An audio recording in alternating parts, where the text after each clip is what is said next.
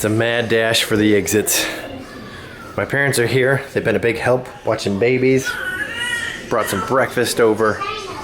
We're in the final hours. It's 11 a.m. and as long as we're out of here like 11:30 or noon, we will make it on time.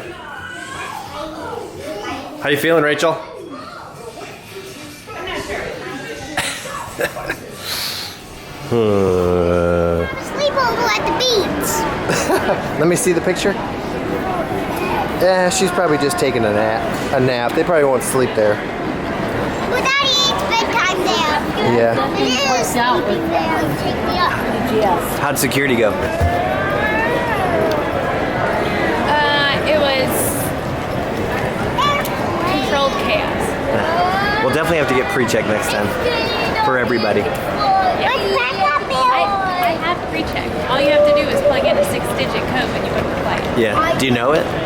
I have it in an email. You should send it. You should send it to me. I'm sure I have. That way I have it. For that? They were packing up.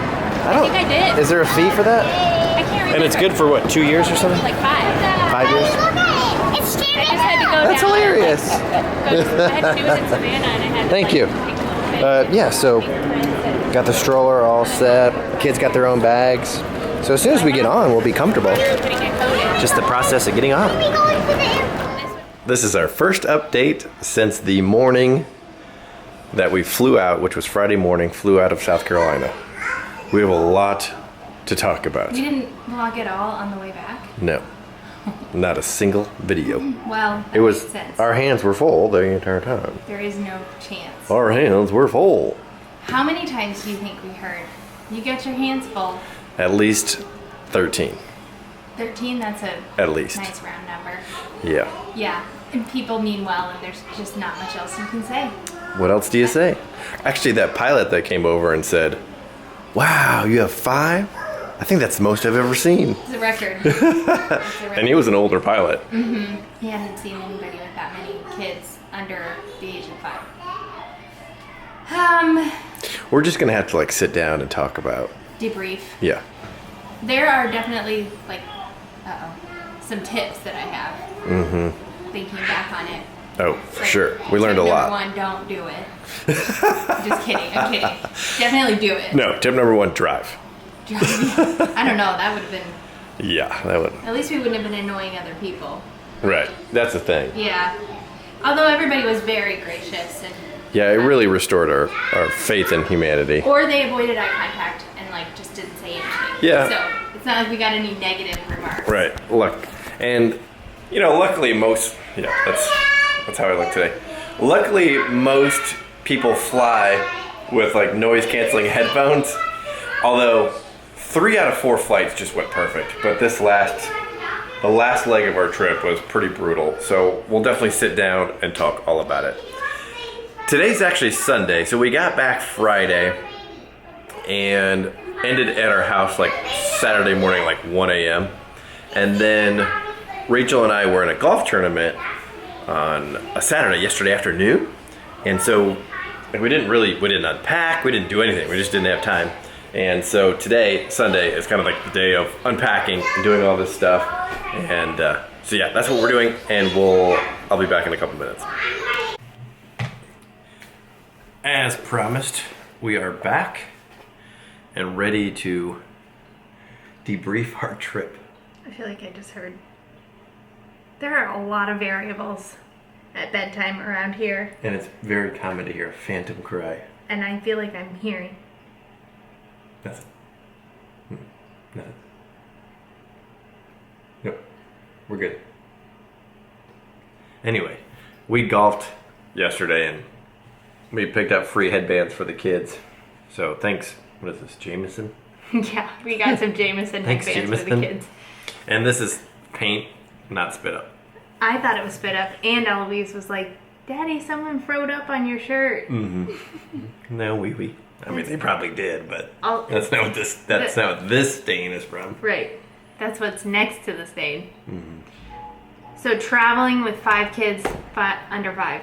5 kids under 5. So I think we should talk about how our last day traveling back went, and then maybe we could do a separate video for tips. Oh, okay. Yeah, because we haven't talked about it at all. We didn't vlog at all. because it was hectic. can't.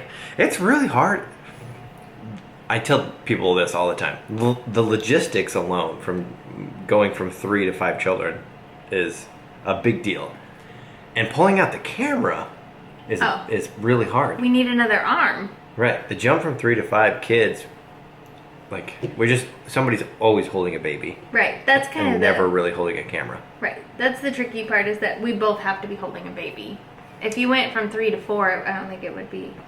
Wouldn't be as bad, right? Exactly, because we wouldn't both be holding a baby. Only one of us would be. Right. So. And you would get like a. That was definitely a cry. Which one was that? Also, I think. Yeah. And you would get like some breaks, because we would be taking turns holding the baby, and you'd get some reprieve from. Right. It's kind of strenuous holding a baby. Yeah, I mean, I feel like I'm getting, like, I don't know, tennis elbow from like this. From doing that. It's like you hold this forever. Yeah. And then when you get like that, it hurts. Oh my gosh, yeah. Tell me you're almost 40 without telling me you're almost 40. Oh, her cheeks are amazing. See if they'll show up. Oh yeah. Look at those cheeks. Let me see them. I can't hold very still. Yeah, when you're impressive. When you're holding the baby like this, and then you finally get to reposition them, just trying to pronate or whatever that is, supinate, whatever. Rotate it the other way, it just takes a while. Moms also get carpal tunnel from like always picking up babies and supporting their heads, and just the weight of it. But then like the way you have to hold them like with your back. My back was killing me when we were. I tell you, we're too old for this. Oh my gosh. Okay, so luckily, well, I don't know if it's luckily, but I think, so we flew out on a Sunday really early. Like we got up at 5:30 a.m. And so like by midday, Eloise was she was our wild card the whole time. And she was pretty exhausted. We didn't have that on the way home. No. On the way home, they were rested. Yeah, and we left Savannah Airport. Our first flight was at 2:20 p.m. And that was on time, and that flight went great. It did. And we had to leave our place at noon because there was about a 45-minute drive, which went fine. I mean, I had the babies like that.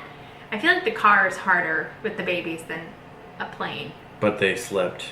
They slept on the way to the airport. Yeah, I mean, Alice who cried. I think it was Alice who cried like off and on, but no, it was like consistent crying like it was when we got there.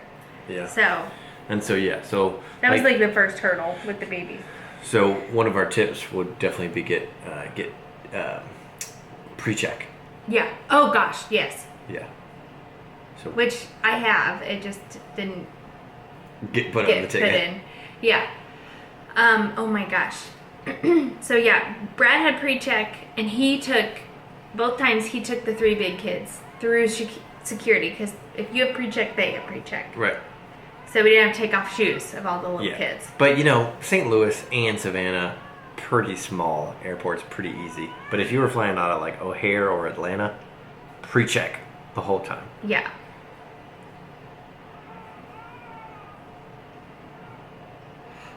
All right, time out.